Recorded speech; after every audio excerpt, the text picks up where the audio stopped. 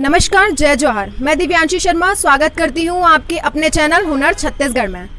आज हम आपको एक ऐसी शख्सियत से मुलाकात कराने वाले हैं जो छत्तीसगढ़ में, ना केवल छत्तीसगढ़ में, बाकी छत्तीसगढ़ के बाहर भी जिन्होंने मंच पे अपनी कला का लोहा मनवाया है। एक ऐसे मिमिक्री आर्टिस्ट, एक ऐसे voice over artist, Shri Namit Kumar Sahu ji. Namit Kumar Sahu, थोड़े कंफ्यूज हो रहे हैं आप?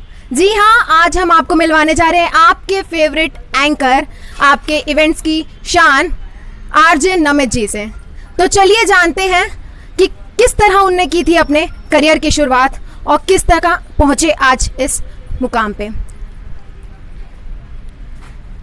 नमस्कार सर। नमस्ते, और हुनर छत्तीसगढ़ के सभी दर्शकों का, व्यूअर्स का बहुत बहुत स्वागत है। राम राम, नमस्कार, जय जोहार। सर, मैं एक बार चाहती हूँ, जैसे कि आपकी चीज़ों के ये दीवाने हैं लोग, आपकी जो बोलने की कला है, तो मैं चाहती हूँ एक बार सर आरजे नमित का इंट्रोडक्शन आरजे नमित की स्टाइल में होना चाहिए। Hey guys, you are tuned into radio इश्क और मैं हूं आपका होस्ट और दोस्त, आपका दीवाना नौटंकीबाज आरजे नमित, और इस वक्त आप मुझे देख रहे हैं लाइव एंड एक्सक्लूसिवली ऑन हुनर Chhattisgarh. Stay tune. Thank you sir. Sir, तो जैसा हमारा हुनर छत्तीसगढ़ है, यहाँ पे हम जो विभिन्न कलाओं के, विभिन्न क्षेत्रों के आर्टिस्ट हैं, कलाकार हैं, उनको एक मंच प्रदान करते हैं, और साथ ही साथ जो एक पर्टिकुलर स्टेज पे आपका एक स्टेबल जैसे कि आप हो चुके हैं मंच संचालन में। तो सर, मैं सबसे पहले जानना ये चाहूँगी कि मंच संचालन में आपका इंटरेस्ट आया कहाँ से? एंकरिंग में कहाँ से इंटरेस्ट आया? जैसा कि हम आपके बारे में जानते हैं कि आप टॉपर रहे हैं, गोल्ड मेडलिस्ट हैं, तो एक टॉपर स्टूडेंट की जैसी इमेज होती है कि वो सिर्फ पढ़ाई करता है, तो उस तरीके से आप इस लाइन में किस तरीके से आए? एक्चुअली मैं, जैसा कि आपने कहा, शुरुआत से एक आइडियल स्टूडेंट था। स्कूल टाइम में, कॉलेज टाइमिंग में मैं बहुत अच्छे मेरिटोरियस अंदाज में पढ़ाई करता था। नेशनल स्कॉलर भी रहा मैं MHRD का। एक बात था कि मैं बचपन से ही मस्तीबाज था, ड्रामेबाज था, रेडियो और टीवी का बहुत बड़ा दीवाना था। मतलब दिन भर टीवी देखते रहना, मस्ती करते रहना। लाइफ में चेंजेस तब आए जब मैं, हालांकि सिविल सर्विसेज की तैयारी पे था, मगर कुछ चीज़ों की वजह से मैं प्रॉपर कन्वे नहीं कर पाया। हालांकि मैं नेशनल स्कॉलर भी था और मेरिटोरियस था, BA गोल्ड मेडलिस्ट रहा हूँ ऑटोनॉमस छत्तीसगढ़ कॉलेज से। एक बार हुआ था कि कॉलेज और स्कूल के मैं इवेंट्स होस्ट करता था, एनुअल फेस्ट जो होता था, तो प्रिंसिपल सर ने, सुब्रमण्यम सर ने मुझे कहा कि बेटा तुम बहुत अच्छा एंकरिंग कर रहे हो और आई थिंक तुम इस फील्ड में भी अच्छा कर सकते हो। तो मुझे, मेरे लाइफ का टर्निंग पॉइंट ये था कि उस शो को जब मैंने धमाकेदार किया था तो मुझे खुद से प्राउड फील हुआ कि हाँ, आई कैन डू दिस। उस इवेंट के बाद से मैंने अपने आप को as an artist, as a entertainer, मैंने खुद को बदलना या एक्सेप्ट करना ट्राई किया, और आज धीरे धीरे मेहनत करके मेरी पहली शुरुआत 2012 में हुई थी। और नॉर्मली हनुमान जयंती के दिन एक धार्मिक आयोजन था जिसमें मैंने यहाँ के अच्छे कलाकार, एक बेहद प्यारे सिंगर संतोष सारथी जी के साथ पहला इवेंट किया था। उसके बाद से continue as a professional artist मैंने काम शुरू किया। मतलब एक जान, अगर कहा जाए तो एक धमाकेदार ब्रेक मिला आपको। बिल्कुल। और बहुत ही अच्छी शुरुआत की। और जैसे आपने बताया, आपने स्कूल लेवल से स्टार्ट किया, तो एक तरीके से आपकी हॉबी थी वो। हाँ। तो हॉबी को आपने अपना पैशन बनाया, आपने अपना करियर एज करियर चुना। तो कैसा रहा अनुभव आपका उस करियर तक आने में? मतलब स्टार्ट किया आपने एक न्यू कमर की तरह, और आज आप एक ऐसी नाम हो गए हैं, एक ऐसी शख्सियत हो गए हैं कि आज किसी भी प्रकार का इवेंट हो, सेलिब्रिटी कोई आए, तो एक ऐसा नाम आरजे नमित, बिल्कुल, जिसके बिना आपकी शाम अधूरी सी है। ये अच्छी बात है, और अच्छा इस बात से भी अच्छा है क्योंकि स्कूलिंग के टाइम में मेरी हॉबीज़ थी जितने भी एक्सटेम्पोर या ऐसे कंपटीशन, या दुर्ग ज़िले में मैं स्टेट लेवल का भी तात्कालिक भाषण में विनर रहा।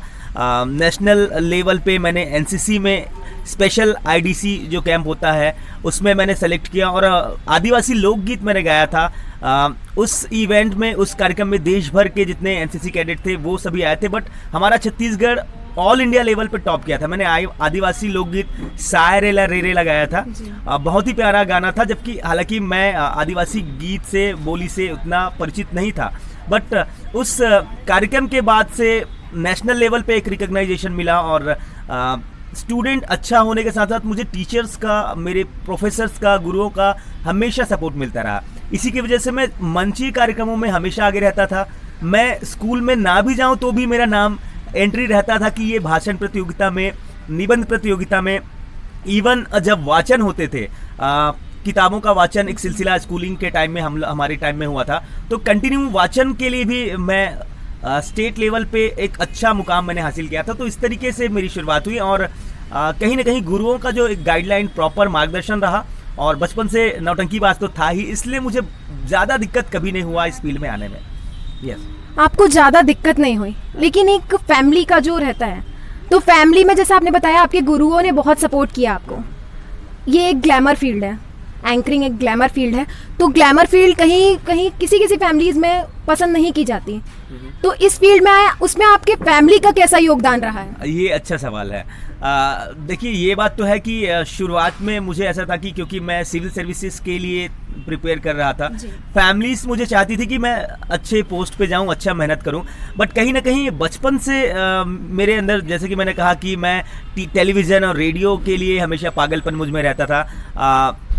मेरे फैमिली में मेरे दादाजी खुद एक अच्छे लोक कलाकार रहे हैं। मेरी मम्मी जी वो भी बहुत अच्छा गाना, लोकगीत जो है वो गुनगुनाती है। ननिहाल की अगर बात की जाए तो नाना जी और मामा जी वो भी कहीं ना कहीं स्टेज पे परफॉर्मेंस, जो ग्रामीण भारत की, हमारे छत्तीसगढ़ की जो यूँ कहें नाचा जो संस्कृति है, उसमें भी मेरे नाना जी और मामा जी हमेशा से पार्टिसिपेट करते थे। तो ये कहीं ना कहीं जेनेटिक मुझे मिला हुआ है, तो उतना दिक्कत नहीं हुआ। हाँ, हालांकि ये है कि फैमिली मेम्बर्स को एक्सेप्ट करने में थोड़ा टाइम लगा। जब मैंने शुरुआत किया था तो वो मना करते थे कि नौकरी के लिए तैयारी करो, प्रिपेयर करो, और जब मैंने अपनी मेहनत से ये मुकाम हासिल किया कि हर जगह अच्छा नाम हो गया, अच्छा पे मुझे करने होने लगे, तो और मैं नेशनल वाइड शोज़ के लिए मुंबई, दिल्ली, पुणे, साउथ में बहुत सारी जगह हो गए, सभी जगह मैं एंकरिंग के लिए जाने लगा, तो फैमिली मेम्बर्स को भी अच्छा लगा। इवन रेडियो के साथ साथ टेलीविज़न पे जब मैं आने लगा तो फैमिली मेम्बर्स हमेशा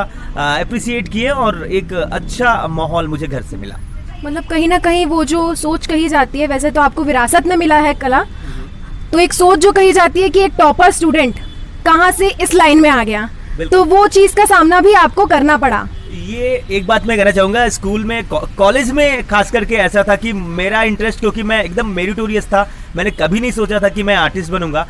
मेरे टाइम पे जो दोस्त आर्टिस्टिक थे वो आज प्रशासनिक सेवाओं में है, और जो मैं प्रशासनिक सेवाओं के लिए तैयारी कर रहा था आज एक अच्छे आर्टिस्ट के रूप में स्टेबल हो चुका हूँ। तो एक मिक्स है लाइफ का।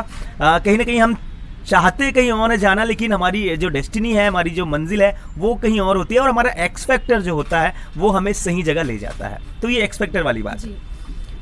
जैसा हमने बताया था, नमित जी मिमिक्री आर्टिस्ट हैं, लेकिन आज जैसा उनने बताया कि उनका संगीत में भी कहीं ना कहीं रुझान रहा है और फैमिली विरासत में मिला है वो, तो आज हम चाहते हैं कि नमित जी एक कुछ पंक्तियाँ किसी लोकगीत की या छत्तीसगढ़ को कोई ऐसा सॉन्ग, तो हम चाहते हैं कि 2 लाइन। मैंने एनसीसी कैंप में जो गाना गाया था, स्पेशल आईडीसी कैंप में, वो गाना चाहूंगा। जी सर। वो रेला गीत है जो कि आदिवासी अंचल में गाई जाती है। सगाइंगो नोनी झप्पा झप झप्पा झप झपले तरियो ना नारो रे, ए ले सारे लारे रे लारे लारे रे ला, सारे लारे रे लारे लारे रे ला, होए सारे लारे रे लारे लारे रे ला, सारे लारे रे लारे लारे रे ला। बस्तर चो आदिवासी आमी, बस्तर चो आदिवासी आमी, टंगिया गेरुन धरुन से कन की बिनल जाउन से, टंगिया गेरुन धरुन से कन की बिनल जाउन से, बस्तर से आदिवासी आमी। ये एक शुरुआती लाइनिंग था। तो हालांकि मैंने कहीं सीखा नहीं था, बट सुनते सुनते ये हुनर आ गया कि मैं गाना गा पाऊँ। हालांकि मैं गुनगुनाता हूँ, ये बात अधिकतर इवेंट मैनेजर्स को और लोगों को पता है। तो ये मेरा हुनर, सिंगिंग वाला जो पार्ट है, मैं खुद के लिए रखता हूँ। कभी मन किया तो गाना गुनगुना लिया, या सबसे ज़्यादा मस्तीबाज है तो इतने प्यारे प्यारे लोग हुनर छत्तीसगढ़ देख रहे हैं। अब बेटा मुंशी जी कहना चाहता है, देखते रहो हुनर छत्तीसगढ़, क्योंकि पूरा दुनिया देखेगा छत्तीसगढ़ का हुनर। अब चलिए मैं आपको बताना चाहता हूँ कई केबल सी तो आपने बहुत देखा होगा, लेकिन हुनर छत्तीसगढ़ आप देख रहे हैं। देखते रहिए हुनर छत्तीसगढ़ लाइव एंड एक्सक्लूसिवली। मां कसम मौसी जी, ये धर्मेंद्र जी आ जाते हैं। ओए तारीख पे तारीख, तारीख पे तारीख, तारीख पे तारीख। सनी बाजी कहना चाहता है दो इस दुनिया में जहां भी रहो बेटा मुन्ना, देखते रहो हुनर छत्तीसगढ़, बात अपने छत्तीसगढ़ का। धन्यवाद सर, बहुत ही उम्दा कलाकार, जैसे मैंने बताया था उसका एक हमें डेमो हो गया एक, बहुत ही हमारे दर्शकों।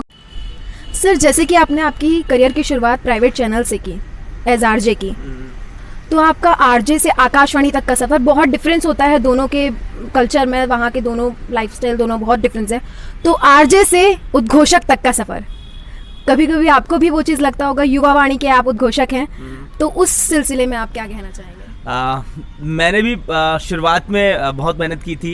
यहाँ पे रीजनल चैनल्स जब टेलीविज़न के लिए तैयार हो रहे थे तो उसके ऑडिशन होते थे, तो मैंने 2-3 ऑडिशन भी दिए थे। फर्स्ट सेकेंड राउंड हालांकि मैं निकाल लिया था। रेडियो रंगीला के लिए मैंने ऑडिशन दिए थे। इनफैक्ट एक कंपटीशन कहें या एक दिन का जो आरजे होता है रेडियो रंगीला पे शुरुआत हुआ था, तो वो मैंने किया था। उसके बाद माई एफएम पे आरजे राघव के साथ ऑन एयर मैंने शो किया था। आईपीएल सेशन में जो हुआ था क्रिकेट जॉकी माई सीजे जो था, तो मैं माई एफएम में मैंने माई सीजे होस्ट किया था। और फिर धीरे से जो शुरुआत हुई, मैंने इग्नू के एजुकेशनल एफएम ज्ञानवाणी 105.6 मेगाहर्ट्ज़ पे मैंने शोज किए। उसके बाद आकाशवाणी पे मैं एज ए टॉकर गया था। आज मेरी बारी है करके एक चंक होता है जिसमें नए कलाकारों को या जो भी इंटरेस्टेड हैं उनको मौका दिया जाता है। तो आज मेरी बारी है, मैंने सबसे पहले आकाशवाणी रायपुर में किया था। उसके बाद मैंने प्रॉपर ऑडिशन दिया था युवा वाणी जो यूथ शो होता है, हिंदी और छत्तीसगढ़ी दोनों मैंने ऑडिशन पास किया था। हिंदी कर रहा था, छत्तीसगढ़ी भी मैंने किया था।